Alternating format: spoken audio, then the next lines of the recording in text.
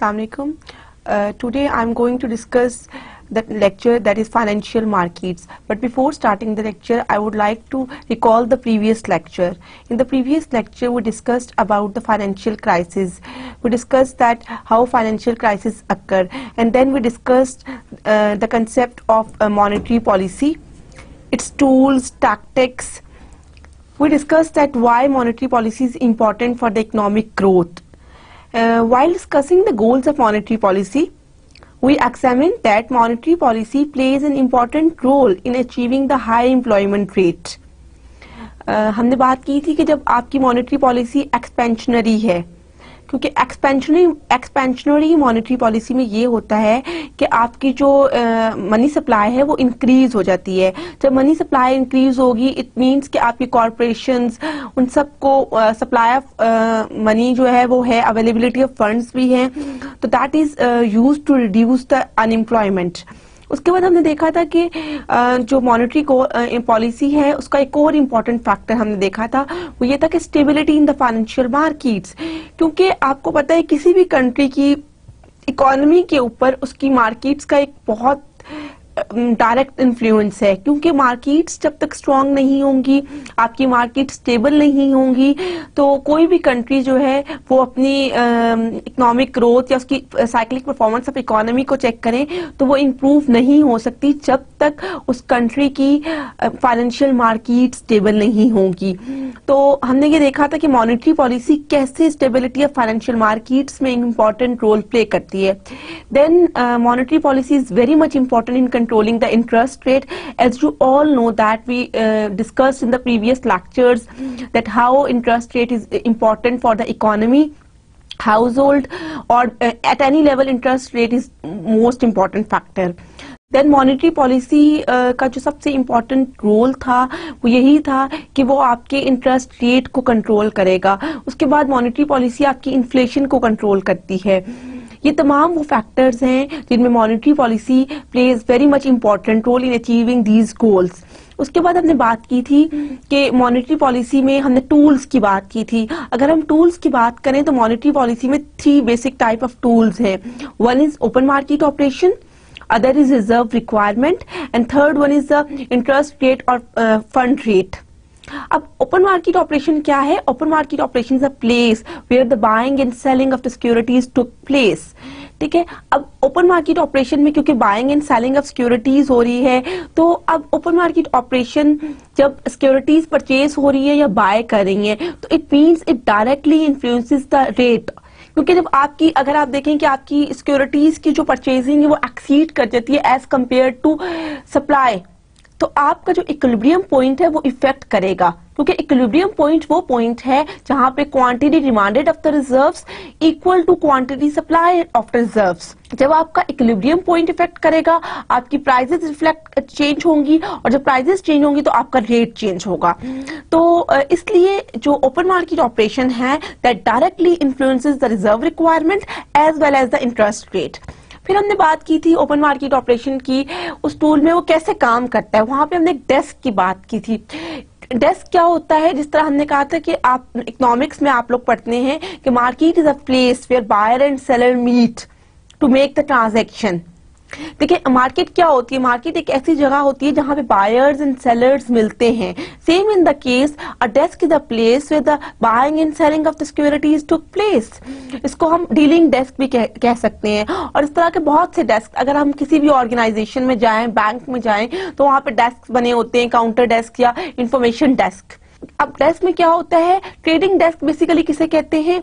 वहां पे ये होता है कि मैनेजर्स जो है वो सुपरवाइज करते हैं. वो सुपरवाइज करते हैं कि मतलब कहाँ पे, मतलब वो पूरे मैनेजर्स जो होते हैं, सुपरवाइजर्स होते हैं, वो पूरी इस को देख रहे होते हैं कि किस तरह buying and selling of securities हो रही है. वो पूरे प्रोसीजर को मॉनिटर कर रहे होते हैं.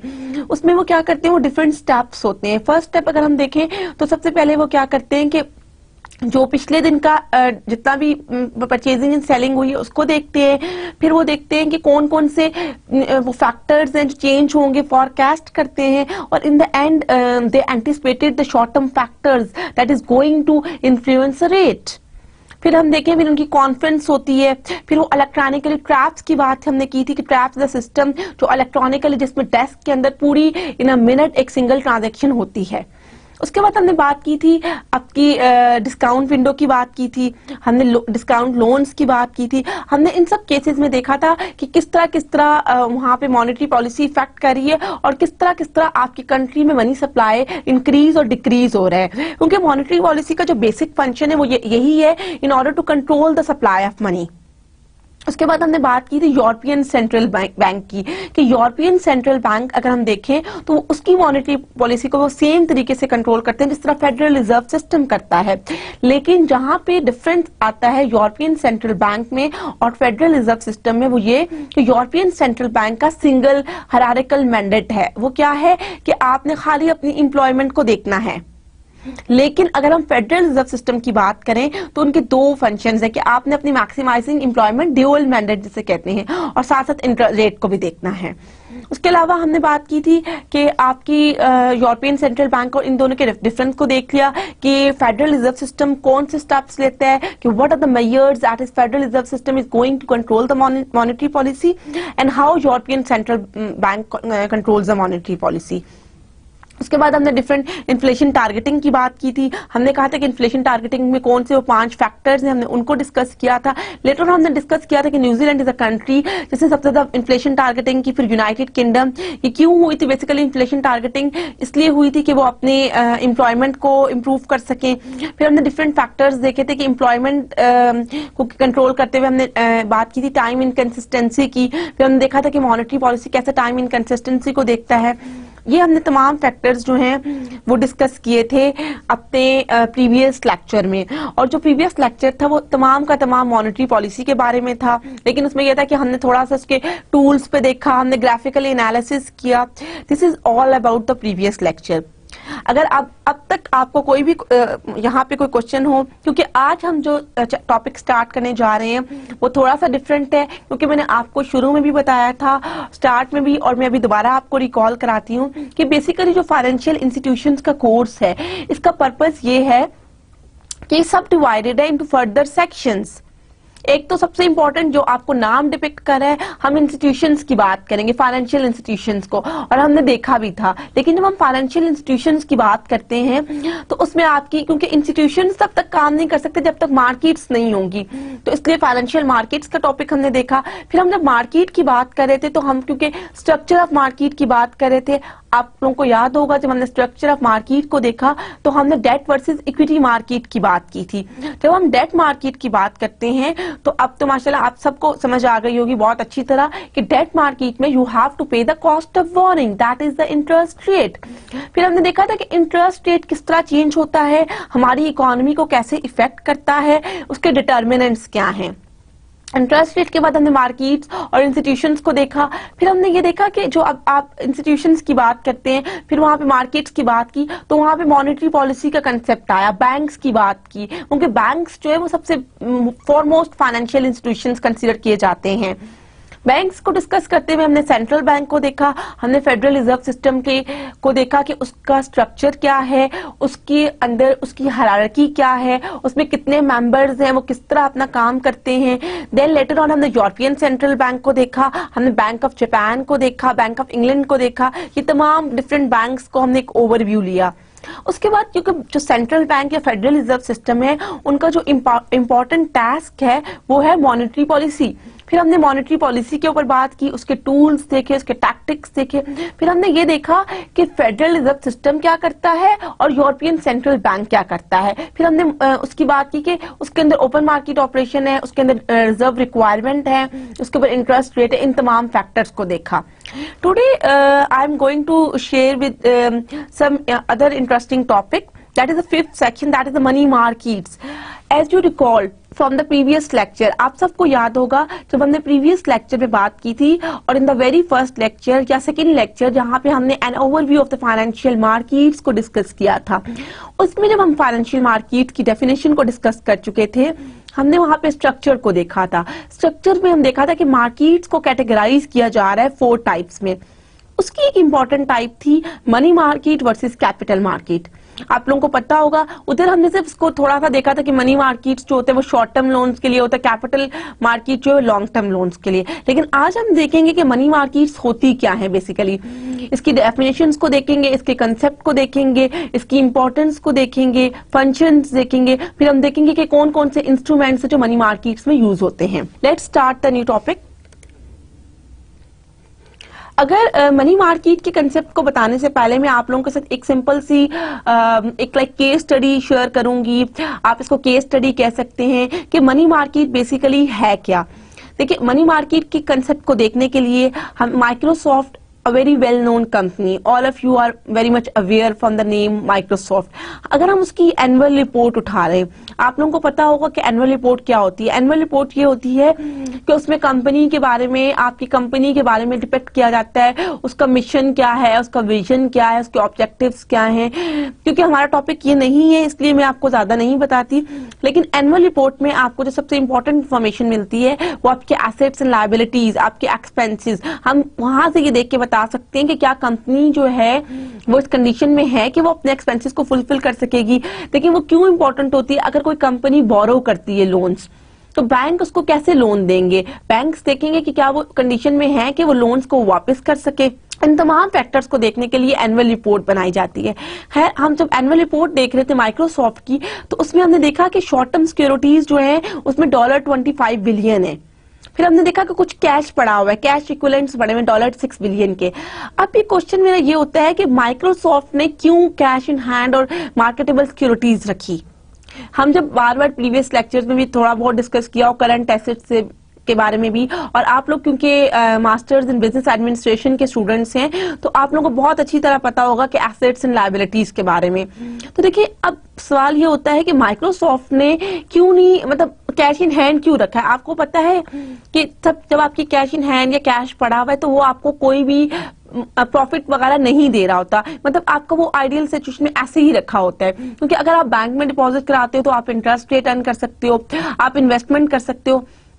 तो ये सब चीजें देखने के लिए हम पढ़ेंगे मनी मार्केट्स। बेसिकली यहाँ पे अगर मैं आपको बताऊं कि माइक्रोसॉफ्ट ने शॉर्ट टर्म सिक्योरिटीज इसलिए रखी हुई थी कि these are the highly liquid securities. वो जब चाहेंगे, अगर वो अपने बिजनेस को एक्सपैंड करना चाहेंगे या कोई इन्वेस्टमेंट अपॉर्चुनिटी गेन करना चाहेंगे, तो वो फौरन से क्या करेंगे कि अपनी इन सिक्योरिटीज को कन्वर्ट कर लेंगे कैश में विदाउट एनी बिग लॉस। क्योंकि आपको पता है कि मनी मार्केट्स की जब हम बात करते हैं तो हम ये भी बात कर रहे थे लिक्विडिटी की, they are most liquid market. अब शॉर्ट टर्म सिक्योरिटीज को आप जाएंगे विदाउट एनी लॉस, इजीली आप जाके इसको कन्वर्ट करा लेंगे कैश में। जैसे ही आपको कोई इन्वेस्टमेंट अपॉर्चुनिटी नजर आएगी, थोड़ी सी इक्विवेलेंट कैश इसलिए भी रखिए कि कंपनी अपने ऑपरेटिव एक्सपेंसेस को फुलफिल कर सके, और साथ में क्या कर सके कि अगर आपको कोई ऐसी इन्वेस्टमेंट अपॉर्चुनिटी नजर आती है तो फौरन से आप इन्वेस्टमेंट कर लें। ये तो एक एग्जाम्पल थी, हम आगे इसको देखते हैं कि मनी मार्केट होता क्या है। सबसे पहले हम इस चैप्टर में क्या क्या डिस्कस करेंगे। हम इस चैप्टर में देखेंगे कि why money markets are important in the financial system. क्यों मनी मार्केट पे इतनी ज्यादा रिसर्च की गई, क्या होता है, मनी मार्केट्स किस तरह एक रोल प्ले करती हैं, और मनी मार्केट्स को फाइनेंशियल मार्केट्स का एक इम्पॉर्टेंट एलिमेंट क्यों कंसीडर किया जाता है। इसमें जो टॉपिक्स है, the money markets defined, the purpose of money market, who participates in the money markets, money market instruments, comparing money market securities. First of all, the money market defined. देखिए, अब money market होती क्या है। Money market जैसा कि आपको name depict कर रहा है, मनी मार्केट आपको लगेगा शायद कि आपका पैसा रखा हुआ है, लेकिन the money market is a misnomer. इसका मतलब ये नहीं है कि मनी मार्केट में आपके पास पैसे होंगे। बेसिकली क्या होंगे, money is not actually traded in the money market. जैसे हमने बात की थी ना करेंसी इन सर्कुलेशन में, कैश इन हैंड में, that is not the case in the money market. Money market में क्या होता है कि आपकी कुछ सिक्योरिटीज होती हैं, that is the most liquid form that can be easily converted into cash. ठीक है, अब वो क्या करते हैं, वो मतलब सिक्योरिटीज जो हैं वो इतनी ज्यादा हाईली लिक्विड होती हैं और इतनी इजी कन्वर्टेबिलिटी होती है कि हम उन्हें कहते हैं that are near to cash. इसलिए इन मार्केट्स को मनी मार्केट्स का नाम दिया जाता है। क्योंकि आपको नाम से लगेगा मनी मार्केट कि शायद आपकी कैश जो है करेंसी इन सर्कुलेशन या कैश इन हैंड है। ऐसा बिल्कुल भी नहीं है। जहां भी मनी मार्केट का कंसेप्ट आएगा तो इट मींस कि वो सिक्योरिटीज मनी मार्केट में वो सिक्योरिटीज ट्रेड करती हैं that is the most highly liquid और that can be easily converted into cash. अब हम देखेंगे कि मनी मार्केट को डिफरेंट रिसर्चर्स ने इस पे बहुत सारी रिसर्च की, क्योंकि मैं आपको ऑलरेडी ये चीज बता चुकी हूँ कि मनी मार्केट का कंसेप्ट बहुत इंपॉर्टेंट है फाइनेंशियल मार्केट्स में, फाइनेंशियल सिस्टम में। तो सबसे पहले हम देखेंगे कि क्रॉथर ने, अकॉर्डिंग टू क्रॉथर, कि उस ये रिसर्चर ने मनी मार्केट को कैसे डिफाइन किया। The money market is a name given to various firms and institutions that deal in the various grades of their money. देखिए आप दोबारा यहाँ पे इस डेफिनेशन को फोकस्ड होके देखें, ग्रेड्स नियर द मनी। आप क्या बात करते हैं कि मनी मार्केट में वो तमाम फर्म्स एंड इंस्टीट्यूशंस आती हैं जो आपके उन तमाम आपकी सिक्योरिटीज में देख रही होती हैं, that is near to cash but not the cash. आप लोगों को जो सबसे इंपॉर्टेंट चीज में याद रखनी है वो ये कि मनी मार्केट का जो वर्ड यूज हो रहा है, it does not mean that we are traded in the money. Here it means that securities that are near to cash are traded in the money markets. Next definition है वो according to the RBI. Money market is a center for dealing mainly of short character in monetary assets. देखिए यहाँ पे ये थोड़ी सी लंबी definition है, इसको हम डिफरेंट ब्रेकअप करके इसका देखेंगे क्या चीज है कि money market is the centre for dealing money. कि मनी मार्केट जो है वो एक सेंटर है जहां पे आप शॉर्ट कैरेक्टर के, मतलब शॉर्ट कैरेक्टर मींस के शॉर्ट टर्म सिक्योरिटीज को देखते हैं, that can be easily converted into cash. ठीक है, it meets the short term requirements of the borrowers and provides liquidities और cash to the lenders. Again हमने जब मार्केट की बात की थी तो हमने क्या कहा था कि शॉर्ट टर्म रिक्वायरमेंट्स को फुलफिल करता है। शॉर्ट टर्म रिक्वायरमेंट्स में आपकी कौन सी रिक्वायरमेंट्स आती हैं? लेट्स सपोज दैट हम यहाँ पे आपको एक सिंपल सी एग्जांपल देके मैं डिपिक्ट करती हूँ कि आप लोग आज आते हैं, आपको पता चलता है कि कोई आपका के नोट्स वगैरह आपने लेने हैं, तो आप फौरन से बजाय इसके कि आप अब ये आपका सोर्स ऑफ जो बोरोइंग होगा वो क्या होगा। मैं आप लोगों से ये क्वेश्चन पूछती हूँ कि आपको भी पता चला है कि कुछ नोट्स वगैरह रखवाए हैं, you are in need of 1000 money, suppose that कि आपके पास वो पैसे नहीं है, तो आपकी सोर्स ऑफ बोरोइंग क्या होगा? आप ये तो नहीं करोगे कि बैंक चले जाओगे, माइट पॉसिबल भी कि आप अपने पेरेंट्स को फोन करो, लेकिन अगर वो कोई भी नहीं है तो उस सिचुएशन में आपकी सोर्स ऑफ बोरोइंग क्या होगी? ऑफ कोर्स इमीडिएटली आप अपने कोलीग से, अपने फ्रेंड से ये पूछोगे, अपने क्लासमेट से ये पूछोगे कि कोई मुझे दे सकता है कि मैं नोट्स ले लूं। आपको वहां से नहीं मिलेंगे तो आप क्या करोगे कि आप कहोगे हम फोटोकॉपियर से कि आप हमें दे दो, आप कल दे देंगे। तो देखिए ये शॉर्ट टर्म रिक्वायरमेंट है। अगर आपको ये नहीं कि आज एक सब्जेक्ट के नोट्स चाहिए, तो अगर आप लॉन्ग टर्म में नहीं करेंगे ऐसा, तो मनी मार्केट से बेसिकली क्या होता है कि मनी मार्केट बेसिकली होती है in order to fulfil the short term requirements of the borrowers and provide liquidity और कैश टू द लेंडर्स। तो बहुत ज्यादा ये लेंडर्स को इजीली कैश प्रोवाइड करता है या लिक्विडिटी, क्योंकि आपको पता है मनी मार्केट में वो सिक्योरिटीज ट्रेड की जाती हैं that is the most liquid form that can be easily converted into cash without any loss. Then it is a place where short-term surplus investable funds at the disposal of financial and other institutions and individuals are bid by borrowers, again compromising institutions and individuals and also by the government। मतलब देखिए आपको किसी को भी short term funds की जरूरत पड़ सकती है, हाउस होल्ड लेवल पे भी जरूरत पड़ सकती है, कॉर्पोरेशंस को अक्सर शॉर्ट टर्म फंडिंग की जरूरत पड़ती है in order to fulfil the operating expenses. देखिए आप ऑपरेटिंग एक्सपेंसेस की अगर हम बात करें तो आप ये देखें कि अगर आपका एक फर्म है वो काम कर रही है और समर्स में आपको पता है कि आपका लाइट बहुत ज्यादा जा रही है, आप इलेक्ट्रिसिटी का प्रॉब्लम है, तो आप उसके लिए क्या करते हैं कि जनरेटर, तो आपके फ्यूल एक्सपेंसेस जो है वो इंक्रीज कर जाएंगे।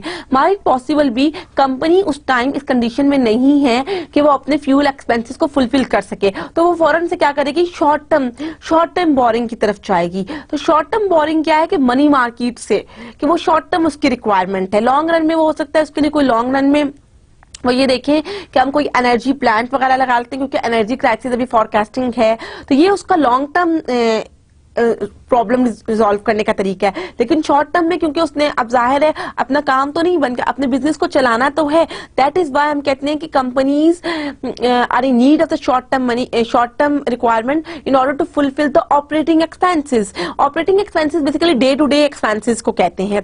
इसी तरह हाउस होल्ड की बात हमने की थी, इसी तरह बात गवर्नमेंट्स को भी, क्योंकि जब उसकी स्पेंडिंग ज्यादा हो जाती है, क्योंकि गवर्नमेंट की क्या, जब स्पेंडिंग्स इंक्रीज कर जाएंगी, उनकी गवर्नमेंट को पता होता है जब टैक्स रेवेन्यूज वगैरह में मिलेंगे तो तब हम इस कंडीशन में होंगे कि हम वापस करते हैं, तो गवर्नमेंट को भी शॉर्ट टर्म बोरिंग की या मनी मार्केट में वो गवर्नमेंट भी मतलब एक ये है कि वो करी होती है, उसमें रोल प्ले करी होती है। Then we we are going to discuss the concept of money market. देखिए मनी मार्केट जो है, सबसे पहला मनी मार्केट में जो इम्पोर्टेंट चीज है वो ये कि money market, a segment of the financial market in which financial instruments with high liquidity and very short term maturities are traded। देखिए अब यहाँ बात की हमने हाई लिक्विडिटी के कंसेप्ट को तो हम बहुत ज्यादा दे चुके हैं कि there are very much high liquidity, that हम कहते हैं कि इतनी ज्यादा लिक्विडिटी हो कि इसलिए हमने कहा है ग्रेड्स नियर टू कैश। और मैच्योरिटी की अगर बात करें तो शॉर्ट टर्म, आपको पता है डेट्स की बात करें या जो भी शॉर्ट टर्म इंस्ट्रूमेंट्स होते हैं, उन लोन इंस्ट्रूमेंट्स या डेट इंस्ट्रूमेंट्स होते हैं, उनका maturity period less than 1 year होता है। और इन केस शॉर्ट अगर मनी मार्केट की बात करें तो बहुत सारी सिक्योरिटीज ऐसी होती हैं जिनका maturity period equal to 120 days होता है, तो 120 डेज में वो मैच्योर हो जाती हैं। Then money market is used by participants as a means for borrowing and lending in the short term from several days to just under a year। वही बात मैं आपको ऑलरेडी बता चुकी हूँ कि आप कुछ दिनों से लेके 1 ईयर तक, लेकिन not more than 1 year. Money market securities consist of negotiable certificates of deposits जिन्हें हम सीडीज कहते हैं, bankers acceptance, US treasury bills, that is one of the most important money market instrument, then commercial papers, municipal notes, federal funds and repurchase agreement repos. जहां पे हमने already हम इसको discuss कर चुके हैं जब मॉनेटरी पॉलिसी के कंसेप्ट को देखा था कि रीपर्चेज एग्रीमेंट होता है कि आप शॉर्ट टाइम परचेजिंग कर लेते हो विद एन एग्रीमेंट टू पे back with in the 15 days of period. तो ये भी सारी तमाम चीजें हैं जो मनी मार्केट के अंदर आती हैं। मनी मार्केट कैसे डेवलप हुई थी, इसका हिस्टोरिकल अगर हम देखें कि इसकी हिस्ट्री क्या है, इसका किस तरह मनी मार्केट्स जो है वो डेवलप्ड हुई थी, तो सबसे पहले इसलिए डेवलप्ड हुई थी they are parties at a surplus funds while others needed cash. Today it comprises cash instruments as well.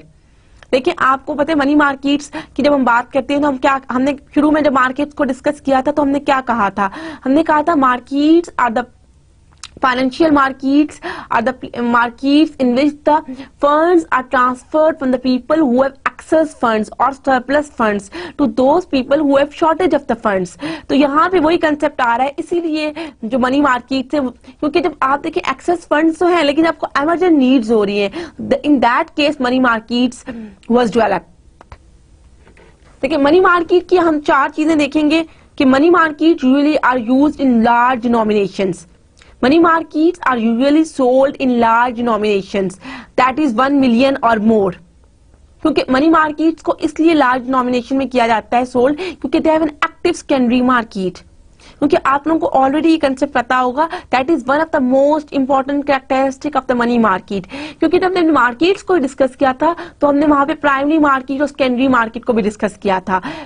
हम यहाँ पे सेकेंडरी मार्केट की बात करें, सेकेंडरी मार्केट क्या होता है, जहां पे आपकी जो ट्रांजैक्शन है वो ट्रेडर और इश्यूअर नहीं, इश्यूअर और इश्यूअर के दरमियान में हो रहा है। इसका मतलब है जैसे ही आपने सिक्योरिटीज परचेज की, आपके पास एक ऐसी पार्टी है कि you are going to sell out the securities, और जो उसने खरीदी उसके एक ऐसी पार्टी है कि वो फौरन से, that is why that is called the active secondary markets.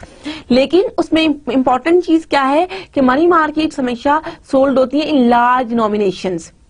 उसके बाद हमने कहा था कि मनी मार्केट्स कहीं बहुत ज्यादा लिक्विड है, जब लिक्विडिटी ज्यादा है तो it means they have the low default risk, क्योंकि वो नियर टू कैश है, क्योंकि आपको कोई डिफॉल्ट नहीं है। क्योंकि देखिए अगर आप के पास कोई प्रॉपर्टी है, लेट्स सपोज दैट कि आपके पास एक घर है, आप वो, क्योंकि आपको पता है हाउस जो है वो मोस्ट लिक्विड एसेट नहीं है, उसको हम फिक्स्ड एसेट कहते हैं, आप उसको सोल्ड करना चाहते हैं, आपको पास कोई इन्वेस्टमेंट अपॉर्चुनिटी है या आपको इमरजेंट नीड है, तो आप जब घर को सोल्ड करोगे तो उसका जरूरी नहीं है कि आप जल्दी में आपको सही प्राइस मिल सके या ना मिल सके, लेकिन जो सिक्योरिटीज मनी मार्केट में ट्रेड होती हैं that can be easily converted into cash, इसलिए इसमें जो डिफॉल्ट रिस्क होता है वो कम होता है। दे मैच्योर इन 1 ईयर और less from their issue date. हम ऑलरेडी डिस्कस कर चुके हैं कि इसकी मैच्योरिटी पीरियड की बात कर चुके हैं कि इसका मैच्योरिटी डेट पीरियड जो है 1 ईयर से लेस देन है। ठीक है, तो यहाँ पे हमने जो अगर मनी मार्केट को देखें तो कौन कौन सी इंपॉर्टेंट इसमें कंसेप्ट हमने देखे कि money markets are always sold in large denomination. ठीक है, number 2 money market have a low default risk. Number 3 क्या है कि मनी मार्केट जो है वो उसका मैच्योरिटी पीरियड 1 ईयर या उससे लेस का होता है, और इन सम केसेस जैसे ट्रेजरी बिल्स की अगर हम बात करें तो उसका मैच्योरिटी पीरियड 120 डेज होता है। अब बात यह है कि why do we need money market, ठीक है, मनी मार्केट की हमें क्यों जरूरत पड़ती है। हम ऑलरेडी ये चीज तो डिस्कस कर चुके हैं कि मनी मार्केट की हमें जरूरत इसलिए पड़ती है शॉर्ट टर्म बोरिंग नीड्स में, शॉर्ट टर्म रिक्वायरमेंट्स को फुलफिल करने के लिए। लेकिन इसको थोड़ा सा हम जरा डेप्थ में जाके देखते हैं। In theory, the banking industry should handle the need for the short-term loans and accept short-term deposits. देखिए, अगर हम बात करें, आप सबको पता है कि बैंक्स के पास भी अगर आप देखें तो हमेशा शॉर्ट टर्म लोन्स वगैरह दिए जाते हैं। आपको पता है बैंक्स आपको डिफरेंट टाइप के लोन्स प्रोवाइड करता है, वो उसमें शॉर्ट टर्म भी हैं, मीडियम टर्म लोन्स भी हैं और लॉन्ग टर्म लोन्स भी हैं, according to the needs of customer वहां जाके डिमांड करते हैं। इसी तरह आपकी जो डिपॉजिट्स बैंक में होते हैं वो भी डिफरेंट अकाउंट्स होते हैं। आपने सुना होगा PLS saving account, current account, इसी तरह आपके कुछ ऐसे अकाउंट्स हैं जो शॉर्ट टर्म पीरियड के लिए होते हैं।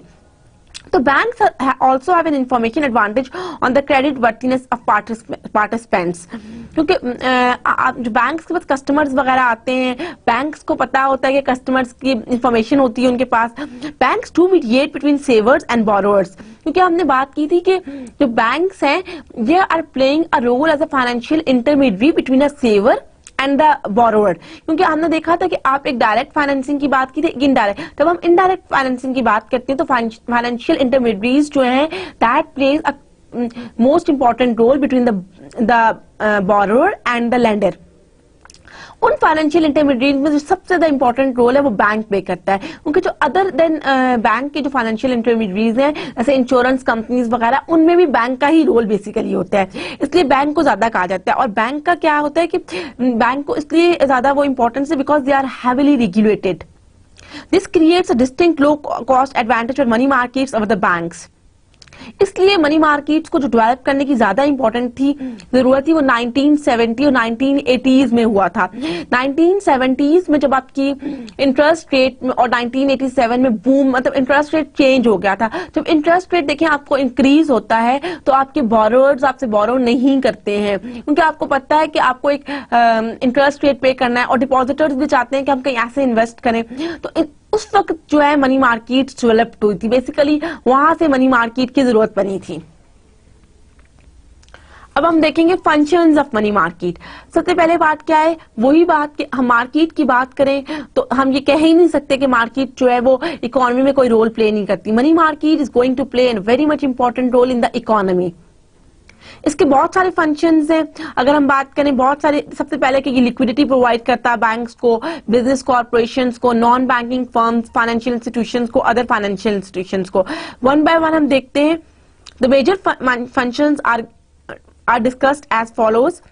Number 1, to maintain the monetary equilibrium, कि वही बात है कि आप मॉनेटरी इक्विलिब्रियम कौन सा पॉइंट है, वो पॉइंट जहां पे अपनी डिमांड और सप्लाई को मेंटेन करते हैं, मीन्स के डिमांड और सप्लाई जो है वो इक्वल हो गई है। तो money markets are going to maintain that equilibrium, क्योंकि अगर in the absence of money market you are not able to maintain the equilibrium point, you are not able to maintain और maintain the balance between the demand and supply of money, then to promote economic growth. Money markets जो है, जाहिर है आप देखें वो funds transfer कर रहा है एक जगह से दूसरी जगह पे। जब फंड्स ट्रांसफर होंगे, जिन लोगों के पास कोई प्रोडक्टिव आइडिया नहीं है, उन लोगों के पास जिनके पास प्रोडक्टिव आइडिया है, तो आप फोर्स आपकी इकोनॉमी अच्छी तरह इकोनॉमिकली ग्रो करेगी। देखिए, हमने एक एग्जांपल आपको शायद याद हो, मैं आपके साथ ऑलरेडी डिस्कस कर चुकी हूँ वॉल्टर की। हमने कहा था कि वॉल्टर जो है वो रिटायरमेंट प्लान के बाद उसके पास फंडिंग है, but he doesn't have any productive idea to invest that amount। देखिए, जाहिर है उसकी इन्वेस्टमेंट नहीं हो रही, उसका पैसों की तो कोई वैल्यू इंक्रीज ही नहीं हो रही, ऐसे ही रखे हुए हैं। तो वॉल्टर ने क्या किया कि अब देखिए वहां पे हमने सपोज किया था कि एक एबीसी मैन्युफैक्चरर है जिसके पास प्रोडक्टिव आइडिया तो है कि वो एक ऐसा रोबोट बनाए जो ऐसे क्लीनिंग कर दे, बहुत सारे फंक्शंस प्ले करे, बट उसके पास फंड्स की जरूरत नहीं है। यहाँ पे वॉल्टर और एबीसी के दरमियान जो ट्रांजैक्शन होती है उसका ओवरऑल इंपैक्ट अगर देखें तो वो आपकी इकोनॉमिक ग्रोथ के ऊपर पड़ता है। इसलिए जो मनी मार्केट है, और शॉर्ट टर्म तो बहुत ज्यादा, मैंने आपको कहा था कि अभी हमने डिस्कस किया है कि एक ऐसी कॉर्पोरेशंस जिनके पास मतलब फ्यूल को फिलफिल करने के लिए उसको शॉर्ट टर्म मनी, तो मनी मार्केट से ले लेगा, क्योंकि वो अपना बिजनेस बंद तो नहीं कर सकता अगर, क्योंकि आप देखिए अगर ओवरऑल वो कंपनी काम नहीं करी तो ओवरऑल आपकी इकोनॉमी ग्रोथ पे इम्पैक्ट पड़ा होगा।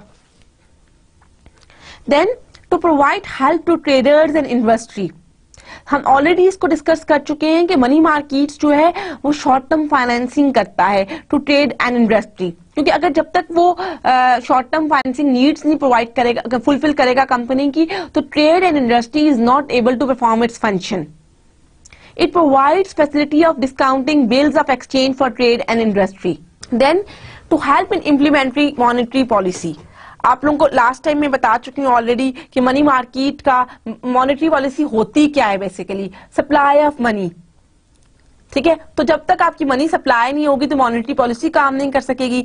जब आपकी मनी मार्केट्स अच्छी तरह डेवलप्ड है, अच्छा ही काम कर रही है, तो it means it is going to play an important role in implementing monetary policy. To help in capital formation, हम ऑलरेडी बात कर चुके हैं कि आपको इन्वेस्टमेंट अपॉर्चुनिटीज जब मिलेंगी, आपका कैपिटल जो है, जो लोगों की सेविंग्स हैं, उनको आप इन्वेस्टमेंट में ट्रांसफर करोगे, जो सेविंग्स और इन्वेस्टमेंट के दरमियान, तो आप of course you are going to make the capital formation. Then that is the characteristics of the money market. Characteristics की अगर हम बात करें तो मनी मार्केट है an active secondary market. वो इस तरह एक्टिव सेकेंडरी मार्केट है कि आपको पता है कि मनी मार्केट में क्या होता है कि शॉर्ट टर्म आपकी हो रही होती है, purchasing and selling of securities. आपको पता है कि अभी आपने परचेज किया है तो you have an active sellers और बायर्स टू परचेज दैट. तो इसका मतलब है कि मनी मार्केट, क्योंकि आपकी सारी सिक्योरिटीज इसमें वो होती हैं जो हाईली लिक्विड होती हैं, तो दैट मीन्स कि इसकी जो बहुत इंपॉर्टेंट कैरेक्टरिस्टिक है वो एक्टिव सेकेंडरी मार्केट है. उसके बाद क्या है कि मनी मार्केट्स जो हैं they are the wholesale markets. वो किस तरह है कि मनी मार्केट्स में आप large denomination, they are sold in the large denominations, यानी कि आप एक होलसेल मार्केट की तरह, आप जैसे आपने यहां से परचेज किया आगे सेल, इस तरह आप काम कर रहे होते हैं. देन जो मोस्ट इंपॉर्टेंट है मनी मार्केट फ्लेक्सिबिलिटी, क्योंकि अगर मनी मार्केट्स रिजिड हो जाएं तो आपकी इकोनॉमिकली आपकी ग्रोथ, आपकी सिस्टम, फाइनेंशियल सिस्टम जो है वो ऑपरेट नहीं हो सकता. देन इनोवेशन, इनोवेशन क्या, इनोवेशन में हम किस तरह डिस्कस कर सकते हैं इलेक्ट्रॉनिकली, जिस तरह हमने डिस्कस किया था कि जो आपका ओपन मार्केट ऑपरेशन है उसका जो ट्रेडिंग डेस्क है वो ट्रैप्स के थ्रू काम कर रहा है. ऑटोमेटेड प्रोग्रामिंग सिस्टम है कि वो इलेक्ट्रॉनिकली एक ऐसा सिस्टम है जिसके अंदर with in a single minute जो है इंफॉर्मेशन इंटरप्रेट होती चली जाती है और आपकी एक ट्रांजैक्शन हो जाती है. Same in the case of अगर हम मनी मार्केट्स की बात करें तो इनोवेशन इतनी ज्यादा है कि आपको बैठे बैठे पता चल जाता है कि अभी आप घर पे हैं, आप इंटरनेट से देख सकते हैं. तो मनी मार्केट्स जो है that are considered the most innovative product. Money market cost advantage, कि मनी मार्केट्स का जो मतलब हमने ऑलरेडी भी डिस्कस किया कि मनी मार्केट डेवलपमेंट में सबसे जो इंपॉर्टेंट चीज थी वो कॉस्ट एडवांटेज थी. वो किस तरह थी, देखिए आपकी जो रिजर्व रिक्वायरमेंट्स हैं, reserve requirements create additional expense for banks at money markets don't have. क्योंकि देखिए बैंक्स जो हैं उनके पास रिजर्व्स होते हैं, रिजर्व्स किस में होते हैं, in the form of deposits हो जाते हैं. देखिए जो बैंक अगर उन तमाम बैंक्स क्या करते हैं कि जो डिपॉजिटर्स होते हैं उनको इंटरेस्ट रेट तो दे रहे हैं, मतलब उनको प्रॉफिट तो दे रहे हैं, लेकिन इतना ज्यादा नहीं देते. उनके हर बैंक जो है वो फेडरल रिजर्व सिस्टम के साथ अपने रिजर्व रखता है. तो जाहिर है फेडरल रिजर्व सिस्टम, जब हमने लास्ट टाइम भी डिस्कस किया था कि फेडरल रिजर्व सिस्टम उन रिजर्व्स पे उनको कोई भी इंटरेस्ट वगैरह पे नहीं करता, तो बैंक्स भी अपने डिपॉजिटर्स को पूरा का पूरा वो इंटरेस्ट रेट, क्योंकि जाहिर है वो कुछ पार्ट तो उन्हीं की डिपॉजिट से वो रिजर्व्स रख रहा होता है. तो तब क्या होता है कि बैंक्स जो है that is going to fulfil the additional expense, but in the case of money market that there is no additional expense. Then regulations on the level of the interest bank could offer depositors lead to significant growth in the money markets. मैंने वही बात आपसे already discuss की थी जब 1970s और 1980s में interest rate बहुत ज्यादा हो गया था, तो डिपॉजिटर्स ने क्या किया था कि move their money from banks to money markets to earn a higher interest rate. देखिए मैंने आपको ऑलरेडी बताया था कि जब आपके इंटरेस्ट रेट में कोई भी मूवमेंट, एनी चेंज होगी, फ्लक्चुएशन होगी, चाहे वो डिक्रीज होगा और इंक्रीज होगा, तो डिपॉजिटर्स के ऊपर, बोरोवर्स के ऊपर एक मेजर इंपैक्ट है. ठीक है, अगर आपका इंटरेस्ट रेट जिस तरह 1970 और 1980s में बहुत ज्यादा रोज हुआ था, बहुत ज्यादा इंक्रीज हुआ था, तो उस टाइम क्या हुआ कि लोगों ने बैंक से अपने डिपॉजिट लेना शुरू कर दिए और वो डिपॉजिट अपने मनी मार्केट में इन्वेस्टमेंट करनी शुरू कर दी, क्योंकि मनी मार्केट उनको ज्यादा बेनिफिट दे रहा था. तो that is the main reason. इसलिए 1970s और 80s के बाद जो है मनी मार्केट बहुत ज्यादा डेवलप मनी मार्केट्स बन चुकी थी. उसके अलावा क्या है कि जब अगर कॉस्ट स्ट्रक्चर्स देखें बैंक्स का तो वो कम्पिटिटिवनेस को कम करता है। अब हम देखेंगे कैसे जो है इंटरेस्ट रेट जो है वो ज्यादा हुआ और कैसे जो है आपका मनी मार्केट्स एस्टैब्लिश हुई। हम ग्राफिकल एनालिसिस देखते हैं। हम यहाँ पे बात करें 3 months T-bill rates and interest rate ceilings. देखिए आप इंटरेस्ट रेट को देखिए आप किस तरह, हमने इसका ईयर्स देखें 1934 से लेकर 1986 तक हमने मूवमेंट को कैप्चर किया है और आप देखें किस तरह आपको नजर आ रहा है कि कितना ज्यादा इंटरेस्ट रेट इंक्रीज हुआ है, स्पेशली इन द 1980s और 82। मतलब जो उसका सीलिंग रेट था सेविंग डिपॉजिट्स कमर्शियल बैंक से उससे भी ज्यादा हो गया था। तो इस तरह जो है वो कॉस्ट एडवांटेज मिल रहा था मनी मार्केट्स को। That is the most important reason कि मनी मार्केट्स बहुत ज्यादा वेल एस्टेब्लिश मनी मार्केट्स थी। Then we are going to discuss the purpose of money markets, कि मनी मार्केट्स का पर्पज क्या है। सबसे पहले investors in money market. Money markets जो है वो इन्वेस्टर्स को बहुत ज्यादा सपोर्ट करती है। वो किस तरह कि आपको कहीं भी, जैसे इन्वेस्टर्स जो होते हैं वो इन्वेस्टमेंट अपॉर्चुनिटीज देख रहे होते हैं और they are always in need of the surplus funds. तो इन मनी मार्केट से वो मनी मार्केट्स उनको वो सरप्लस फंड्स देती है जिसकी वजह से इन्वेस्टर्स उनको आगे इन्वेस्ट करते हैं। Then borrowers from the money markets provide low cost source of temporary funds। अगर आप borrow करना चाहते हैं, borrower perspective से देखें तो उन्हें low term cost मिल जाते हैं, जो temporarily funds होते हैं लेकिन low cost source होती है। Then corporations and US government use these markets because the timing of the cash inflows and outflows are not well synchronized। Money markets provides a way to solve these cash timing problems। वही हमने बात की थी कि आपको नहीं पता कि कब, अब corporations और governments की बात करते हैं। अगर हम corporations की बात करें तो corporations देखें, हो सकता है कि उन्होंने अपना कोई ऐसा बिजनेस स्टार्ट किया है और उनको वहां से पेमेंट आनी है, लेकिन हो सकता है वो इनफ्लो जो है उनको अभी तक नहीं आई और उनके एक्सपेंसेस ज्यादा हो रहे हैं और अभी उनकी इनकम इतनी ज्यादा नहीं है। तो वो जो इनबैलेंस क्रिएट होता है बिटवीन द एक्सपेंसेस, यानी between the inflow and out of flow of cash, उसको मनी मार्केट रिजॉल्व करती है। सेम इन द केस अगर हम देखें गवर्नमेंट स्पेंडिंग बहुत ज्यादा होती है लेकिन at the end of the tax collection जब टैक्स रेवेन्यूज वगैरह आते हैं तो जाहिर है गवर्नमेंट की जो अर्निंग है वो इंक्रीज हो जाती है। तो उस जो इम्बैलेंस को मेंटेन करने के लिए गवर्नमेंट्स और कॉर्पोरेशन जो है वो मनी मार्केट्स की तरफ जाती हैं। That is one of the most important function that money market is going to play. अब हम देखेंगे मनी मार्केट्स क्यों इंपॉर्टेंट होती हैं। ये तो आप लोग ऑलरेडी जानते हैं कि a well developed money market is important for the economic stability, for a modern economy. लेकिन अब हम देखेंगे कि मनी मार्केट जो है वो किस तरह है। सबसे पहले तो हिस्टोरिकली जो money markets has developed as a result of the industrial and commercial progress. ठीक है, आपको पता है जब इंडस्ट्रीज बनी, कमर्शियल ग्रोथ ज्यादा हुई तो जाहिर है उनको शॉर्ट टर्म फंड्स की भी ज्यादा जरूरत हुई। तो these are the reasons that are going to play important role in the development of the money markets. सबसे पहले फाइनेंसिंग ट्रेड। मैं आपको ऑलरेडी बता चुकी हूं कि money markets plays crucial role in financing both internal as well as international trade. Commercial finance is made available to traders through bills of exchange which are discounted by the bill market. The acceptance houses and the discount markets help in financing foreign trade. Profitable investment. Money markets क्या करता है? Money market enables the commercial bank to use their excess reserves in profitable investment. Money market क्या है कि commercial banks को मतलब commercial bank जितने भी एक्सेस रिजर्व्स होते हैं उनको प्रॉफिटेबल अपॉर्चुनिटीज में, इन्वेस्टमेंट अपॉर्चुनिटीज में वो इन्वेस्ट कर देते हैं और वहां से they are going to get the profitable investments. उनका जो मेन ऑब्जेक्टिव क्या होता है कि वो रिजर्व्स जो हैं, जाहिर है वो रिजर्व्स उनके पास पड़े हुए हैं, वो उस रिजर्व्स के ऊपर इनकम भी ले रहे होते हैं और अपनी लिक्विडिटी को भी मीट कर रहे होते हैं to meet the uncertain cash demand of the depositors. देखें क्या होता है कि सेंट्रल बैंक जो है उसके पास डिपॉजिट्स होते हैं, डिपॉजिट्स को वो क्या करता है in the form of reserves रख लेता है। जब वो कमर्शियल बैंक उन रिजर्व्स को इन्वेस्ट करता है तो उससे क्या होता है, एक तो वो उसको प्रॉफिटेबल इन्वेस्टमेंट अपॉर्चुनिटी मिलती है, प्रॉफिट भी मिलता है और साथ साथ उस प्रॉफिट से वो जो उसके पास कुछ ऐसे बोरोअर्स आते हैं शॉर्ट टर्म, वो उनकी नीड्स को फुलफिल कर लेता है।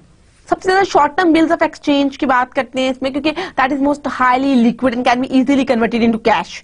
That's why the commercial bank earns profit without losing liquidity.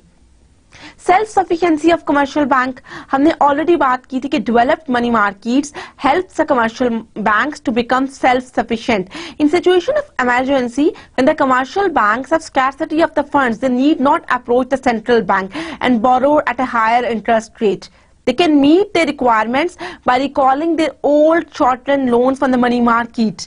देखिए इसमें क्या है कि जब कमर्शियल बैंक्स को फंड्स की जरूरत होती है तो वो ये नहीं करते कि वो जाके बैंक से जाके मांगे, सेंट्रल बैंक से, और सेंट्रल बैंक उनको क्योंकि बहुत ज्यादा हायर इंटरेस्ट रेट पे देता है तो वो अपनी सेल्फ सफिशिएंसी को मेंटेन रखते हुए अपने शॉर्ट टर्म लोन्स जो हैं वहां से अपनी रिक्वायरमेंट्स को फुलफिल कर लेता है। तो उसमें भी जाहिर है मनी मार्केट्स जो है वो बहुत ज्यादा क्रूशियल रोल प्ले कर रही है। इसी तरह फाइनेंसिंग इंडस्ट्री कि मनी मार्केट्स क्या करते हैं कि इंडस्ट्री को फाइनेंस कर रहा होता है in two important ways. Number one, money markets help the industries in secure short-term loans to make their working capital requirements. The system of finance builds commercial papers. ठीक है, वही बात कि वो शॉर्ट टर्म अपने वर्किंग कैपिटल को maintain करने के लिए वो शॉर्ट टर्म फाइनेंसिंग करता है। सेकेंडली क्या है, industries generally need long term loans which are provided in the capital market. ठीक है, इंडस्ट्रीज को ज्यादातर लॉन्ग टर्म लोन्स की जरूरत होती है जो कैपिटल, क्योंकि हम ऑलरेडी डिस्कस कर चुके हैं कि कैपिटल मार्केट से आपको लॉन्ग टर्म फाइनेंसिंग होती है। However capital markets depends upon the nature of the condition in the money market. जो कैपिटल मार्केट्स हैं वो मनी मार्केट के ऊपर डिपेंड कर रही होती हैं। Money market indirectly helps the industries through it's links and influence on the long term capital markets. तो मनी मार्केट्स क्या है, इंडस्ट्रीज और कैपिटल मार्केट्स के दरमियान एज अ इंटरमीडिएटिंग रोल भी प्ले कर रही है। In that way money markets help the industries. Central bank को भी money market is going to help the central bank. In the absence of money market, central bank is not going to play its role and function effectively. Now we discuss that who participates in the money market. Money markets में इसके बहुत सारे participants हो सकते हैं, हम आगे इसको डिस्कस करते हैं। Before that, let's examine some of the current rates offered in the US money market. Some of these rates have been developed in the previous chapter. Other rates will be explored throughout this chapter. अब बात करते हैं a sample from the Wall Street Journal. जो आपके सामने एक table depict हुआ है, ये वॉल स्ट्रीट जर्नल से एक सैंपल उठाया गया है। उसमें आप देखिए इंस्ट्रूमेंट्स की तरफ आपका प्राइम रेट है जिसका इंटरेस्ट रेट 3.25% है। आपके फेडरल फंड्स हैं, कमर्शियल पेपर है, 1 मंथ सीडीज है, लंदन इंटरबैंक ऑफर रेट है, लाइबर और काइबर की भी आपको पता होगा, कराची इंटरबैंक और London interbank offer rate, euro dollars हैं और ट्रेजरी बिल्स हैं। ठीक है, ये एक है कि मॉनेटरी मार्केट रेट सैंपल की बात है। आप इसमें तो जैसे फेडरल फंड्स की हम बात कर चुके हैं, कमर्शियल पेपर्स की, जो बाकी के रह गए वो हम नेक्स्ट चैप्टर में डिस्कस करेंगे। ये तो सिर्फ एक सैंपल था, मैं आपको दिखाना चाह रही थी कि who participates in the money market. अब देखिए मनी मार्केट के पार्टिसिपेंट्स की हम बात करते हैं, दोबारा आपको एक टेबल नजर आ रहा होगा जिसमें सबसे पहले जो हम बात करते हैं मनी मार्केट की, हमने जब डिस्कस करना स्टार्ट किया था तो हमने कहा था ट्रेजरी बिल्स जो है, सबसे पहला है यूएस ट्रेजरी डिपार्टमेंट। ये क्या करता है, इसका रोल क्या है कि US treasury department is going to sell US treasury securities in order to fund the national debt. Then federal reserve system है, buy and sell US Treasury securities as the primary method of controlling the money supply. हम already discuss कर चुके हैं buying and selling of securities in order to control the monetary policy. Commercial bank क्या करता है कि buy US Treasury securities, sell certificates of deposits and make short term loans. ठीक है, और फिर इंडिविजुअल्स जो हैं वो इंडिविजुअल इन्वेस्टर्स जो हैं वो इन्वेस्ट करते हैं मनी मार्केट सिक्योरिटीज में। बिजनेसेस में क्या होता है, buy and sell various short term securities as a regular part of the cash management. Investment companies trade on behalf of the commercial accounts. Finance companies, insurance companies maintains liquidity needed to meet unexpected demands. Pension funds, individuals buy money market mutual funds. Pension funds maintain funds in money market instrument for investment in stocks and bonds. हमने यहाँ पे देखा कि कौन कौन से participants हैं। अगर हम पार्टिसिपेंट्स की बात करें तो आप यूएस ट्रेजरी बहुत इंपॉर्टेंट रोल है, फेडरल रिजर्व सिस्टम है, कमर्शियल बैंक्स हैं, इंडिविजुअल्स हैं, इंश्योरेंस कंपनीज हैं, म्यूचुअल फंड्स हैं। फिर हमने देखा कि वो अपना रोल कैसे प्ले करती हैं। ये वो तमाम है कि जिसमें आपके treasury bills, federal funds, repurchase agreements जिन्हें रेपोस कहा जाता है, negotiable certificate of deposits, commercial papers और यूरो डॉलर्स हैं। ये हम अब इन सबको एक एक करके हम देखेंगे कि किस तरह ये अपना रोल प्ले करती हैं। अब हम ट्रेजरी बिल्स की अगर बात करें तो आपको पता है कि ट्रेजरी बिल्स जो है वो मोस्ट लिक्विड फॉर्म है, क्योंकि 28 डेज मेच्योरिटी होती है। अब देखें, एक तो सबसे ज्यादा इसकी मेच्योरिटी पीरियड आप देख लें, फिर ये मोस्ट लिक्विड फॉर्म है। अब ट्रेजरी बिल क्या करता है? ट्रेजरी बिल्स जो है वो डिस्काउंटिंग मेथड यूज करता है। डिस्काउंटिंग मेथड बेसिकली क्या होता है? देखिए, आपने कोई भी सिक्योरिटी परचेज की है, वो आप मार्केट वैल्यू से कम पे खरीदते हैं, और आपको पता है कि मेच्योरिटी के बाद इसकी प्राइस ज्यादा हो जाएगी। जब आपने लिया फेस वैल्यू, वो मार्केट ज्यादा हो जाएगी, जब प्रीमियम पे सेल होता है तो आपको जाहिर है कुछ ना कुछ बेनिफिट मिलता है in the form of profit, तो उसे कहते हैं हम डिस्काउंटिंग मेथड।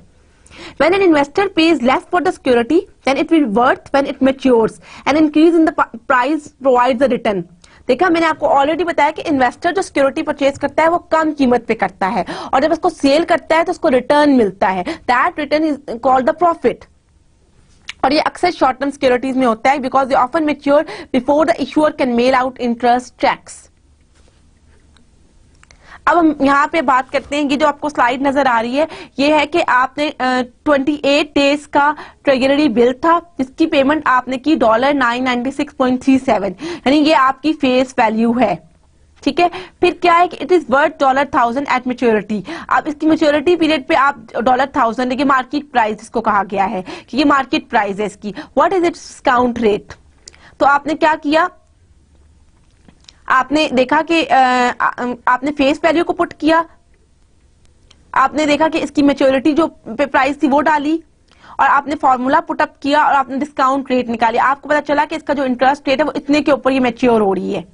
अब क्या है, टी बिल्स के बारे में थोड़ी सी इन्फॉर्मेशन अगर मैं आपको और दूं कि that are going to auction to the dealers every Thursday. आपको ऑक्शन का पता है, बिड एंड आस्क प्राइस, और जो डिफरेंस होता है वही इनका प्रॉफिट होता है, कि कम पे बिड आपने की, आस्क ज्यादा की, जो उनका दरमियान एक स्प्रेड डिफरेंस से कहा जाता है।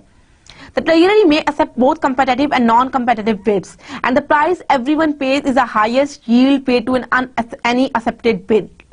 वो yield किसे कहते हैं? प्रॉफिट, जो आपको प्रॉफिट मिला है। अब टी बिल्स जो है देखें, ऑक्शन करता है $2.5 बिलियन पर वैल्यू 91 डेज टी बिल्स। तो आपको फॉलोइंग बिड्स रिसीव हुई। ठीक है, आपका जो $2.5 बिलियन जो है उसकी पार वैल्यू है, 91 डेज की मैच्योरिटी है।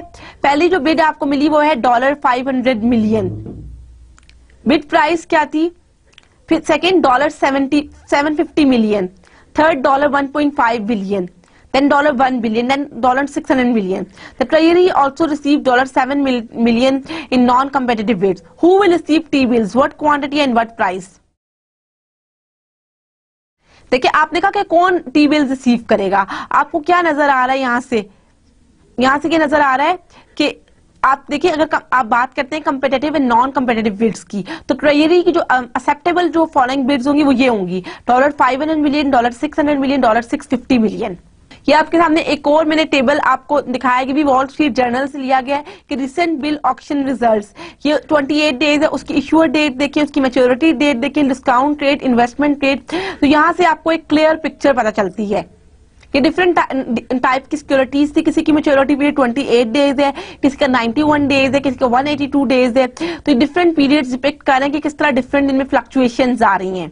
अगर inflation rate exceeds the rate on T bills in several years, देखिए अगर आप, इसका मतलब है कि this indicates negative real return for T bill investors during these periods. ये ग्राफ अगर आप देखें तो आपने 1973 से लेकर 2009 तक इसको प्लॉट किया। आप देखें कि treasury bill interest rates and the inflation rate, एक तरफ आपने इन्फ्लेशन को देखा और एक टी बिल्स को। हम आपको पता है कि इसी तरह के ग्राफ को हम ऑलरेडी देख चुके हैं, फिशर इफेक्ट जब हमने कहा था कि टी बिल रेट्स और इन्फ्लेशन रेट्स कैसे मूव कर रहा है। ट्रेजरी बिल्स की जो ऑक्शन होती है उसमें क्या है कि बहुत ज्यादा आप देखिए कंपेटिटिव ऑक्शंस भी हो सकती हैं, और इसी में एक मिनी केस है आपकी बुक में जो हम फ्रेडरिक मिस्किन की बुक को फॉलो कर रहे हैं, treasury bills auctions go high wire. देखिए, इसमें आपको बताया गया है कि ट्रेजरी बिल्स कैसे ट्रेड करते हैं, उसकी ऑक्शन कैसे होती है, फिर उसके लिए एक्सेप्टेबल कौन सी होती है। ये केस इस चीज को डिपिक्ट कर रहा है। फिर सेकेंड है फेडरल रिजर्व फंड्स। अब देखिए, शॉर्ट टर्म फंड्स क्या करते हैं, वो ट्रांसफर करते हैं फंड्स को कहां से कहां, आपके सेवर्स से आपके बोरोवर्स की तरफ। अब उसमें शॉर्ट टर्म है तो usually that is for the period of 1 year, used by banks to meet the short term needs to meet reserve requirements. ठीक है, उसके बाद हम देखें अगर फिर ये एक ग्राफ आपको बनाया गया जिसमें इंटरेस्ट रेट है, federal fund and treasury bill interest rates कि फेडरल फंड देखिए बिल्कुल आप देखिए पैरेलल इनकी जो मूवमेंट आ रही है बिल्कुल आपको पैरेलल मूवमेंट नजर आ रही है कि आपका जो टी बिल का और फेडरल फंड का रेट है बिल्कुल साथ साथ मूव कर रहा है। Any change in the treasury bill leads to change the rate of the federal fund. ये था हमारा आज का लेक्चर, क्योंकि इस चैप्टर को भी हम फर्दर ब्रेकअप करके 2 पार्ट्स में डिफाइन करेंगे, क्योंकि आप एक तो इसमें बहुत सारी कंसेप्ट्स थे। सबसे पहले अगर हम बात करें तो आज हमने टॉपिक स्टार्ट किया था कि मनी मार्केट होता क्या है। हमने देखा था कि मनी मार्केट के अंदर उसकी डेफिनेशन देखी थी, हमने देखा था कि मनी मार्केट की कैरेक्टरिस्टिक्स क्या हैं, फिर हमने देखा था कि मनी मार्केट्स जो हैं वो बेसिक जो उसकी कैरेक्टरिस्टिक्स की बात करें हम तो they are active secondary markets, they are wholesale markets, they are highly liquid, flexibility and innovation are one of the most important characteristics of the money market। then हमने देखा था कि मनी मार्केट्स आपके फंक्शंस क्या हैं उसके, वो आपके ट्रेडर्स को, आपकी इंडस्ट्रीज को, आपके कमर्शियल बैंक्स को, आपके सेंट्रल बैंक्स को कैसे फाइनेंसिंग हेल्प कर रही है। फिर हमने मनी मार्केट के पार्टिसिपेंट्स को देखा था, हमने कहा था कि इसके जो मेन पार्टिसिपेंट्स हैं वो यूएस ट्रेजरी बिल्स है, one of the most important participant, commercial banks हैं। फिर हमने म्यूचुअल फंड्स की बात की थी, हमने इंश्योरेंस कंपनीज की बात की थी कि किस तरह वो buying and selling of securities होती है और किस तरह वो अपना रोल प्ले करते हैं। उसके बाद हमने ट्रेजरी बिल की बात की थी, हमने कहा था जो ट्रेजरी बिल होता है वो मोस्ट इंपॉर्टेंट है और उसमें हमने देखा था कि डिस्काउंटिंग मैथड के थ्रू अपना वो क्या कर रहा होता है कि कोई भी आपने शेयर परचेज किया है वो मार्केट प्राइस से अपने कम पे ले लिया है, जब आप सेल आउट करेंगे तो ज्यादा पे होंगे तो वहां पे आपको रिटर्न मिल रहा होगा। फिर हमने देखा था कि कैसे आपकी ग्राफिकल एनालिसिस हमने देखा। फिर हमने देखा कि ट्रेजरी बिल्स की ऑक्शन होती है, किस तरह बिड एंड आस्क प्राइस लगती है, किस तरह ट्रेजरी बिल्स जो हैं वो करते हैं, ट्रेजरी बिल्स का को किस तरह आप कह सकते हैं कि they are going to play a major role in the money markets. Then हमने डिस्कस किया था कि फेडरल फंड रेट की बात की थी, हमने कहा था कि जो फेडरल फंड रेट है और जो ट्रेजरी बिल्स का इंटरेस्ट रेट है they are going to move in parallel.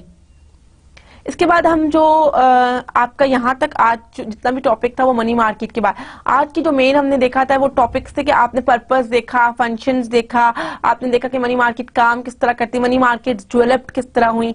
Later on हम नेक्स्ट चैप्टर में आप जिसके फर्दर पार्टिसिपेंट्स रह गए उसको देखेंगे, लाइक थोड़े से मिनी केसेस वगैरह को देखेंगे। हम ये देखेंगे कि मनी मार्केट्स जो है वो किस तरह उसका हर पार्टिसिपेंट काम करता है। यहाँ तक अगर आपको कुछ भी लगे, आपने कुछ पूछना हो तो आप पूछ सकते हैं, नहीं तो मैं आपको जो थोड़ा सा यहाँ पे केस स्टडी है उसको एक दफा रिवाइज कराना चाहूंगी। If you have any Curie आप पूछ सकते हैं, आपको कुछ भी ना समझ आया हो। अब आपको यहाँ पे पता चला होगा कि जब हम माइक्रोसॉफ्ट की बात कर रहे थे, हमने जब लेक्चर आज स्टार्ट किया था तो हमने कहा था कि माइक्रोसॉफ्ट जो है वो एक ऐसी मतलब माइक्रोसॉफ्ट की अगर हम एनुअल रिपोर्ट्स को देखें तो उन्होंने कुछ ना कुछ ऐसी सिक्योरिटीज वगैरह रखी that are near to cash. तो वो क्यों रखी गई थी? बेसिकली जो मनी मार्केट्स का जो कंसेप्ट है अगर हम उसको देखें तो मनी मार्केट्स जो है money markets is very important for the modern economy, क्योंकि मनी मार्केट्स जब तक नहीं होंगी foreign governments corporations are unable to meet their short term requirements. तो इन तमाम चीजों को, इन अपनी फाइनेंसिंग नीड्स को फुलफिल करने के लिए money markets plays a crucial role. In the absence of money market financial system are not going to perform its function effectively. ठीक है, फिर जब हम मनी मार्केट में हमने ट्रेजरी बिल्स की बात की तो टी बिल्स जो है that is considered one of the most important participant in the money market, क्योंकि आपको पता है टी बिल्स जो है वो दे आर इसको इसलिए इंपॉर्टेंट कहा गया है कि इनकी लिक्विडिटी बहुत ज्यादा होती है, they can be easily sold.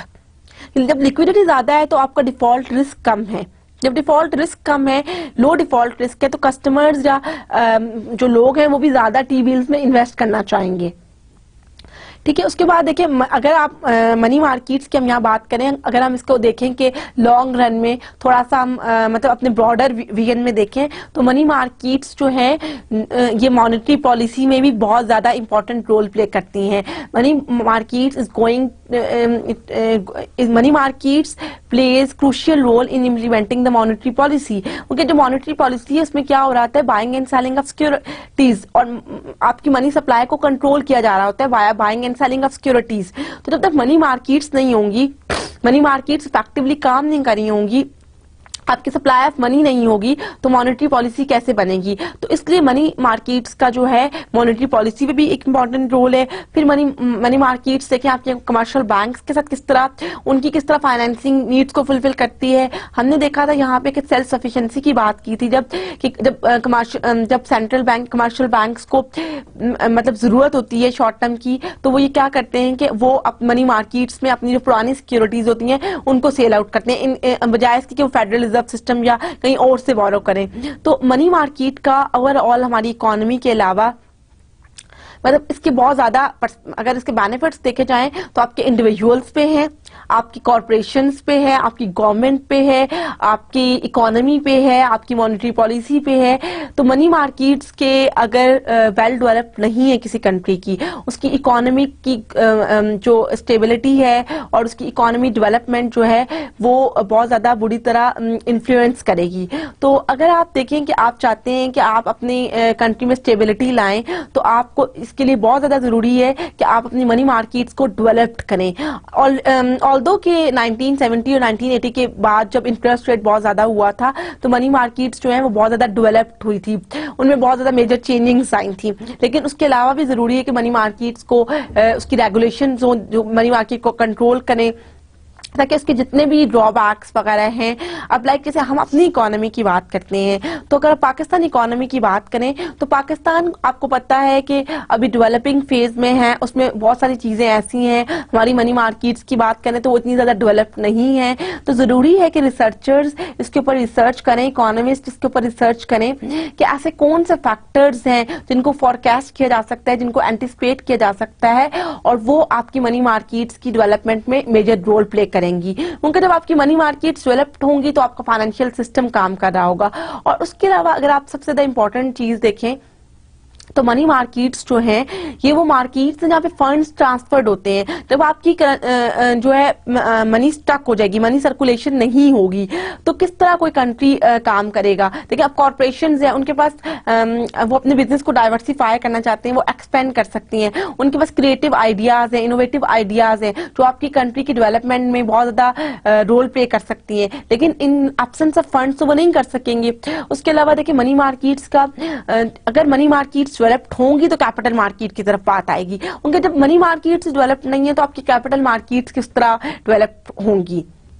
हमने आज के लेक्चर में एक बात की थी कि money markets play a mediating role between the capital market and the long term investment. क्योंकि जब तक आपकी मनी मार्केट्स नहीं होंगी तो capital markets are not going to play the role.